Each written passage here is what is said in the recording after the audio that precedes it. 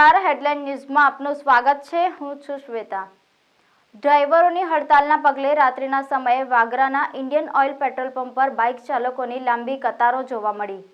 સરકાર દ્વારા નવા લાગુ થયેલા હિટ એન્ડ રનના નવા કાયદાના વિરુદ્ધમાં ડ્રાઈવરો દ્વારા દેશભરમાં હડતાળ કરી વિરોધ પ્રદર્શન કરવામાં આવી રહ્યો છે।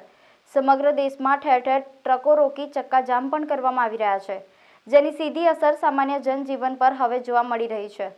રાત્રિના સમયે ભરૂચના વાગરાના ઇન્ડિયન ઓઇલ પેટ્રોલ પંપ પર બાઇક ચાલકોની લાંબી કતારો જોવા મળી હતી। પંથકમાં એવી વાતો વહેતી થઈ હતી કે પેટ્રોલનો જથ્થો પૂરો થવા આવ્યો છે, જેને લઈ આવતીકાલથી પેટ્રોલ નહીં મળે। ત્યારબાદ અચાનકથી પેટ્રોલ ભરાવવા બાઇક ચાલકોની લાંબી કતારો જોવા મળી।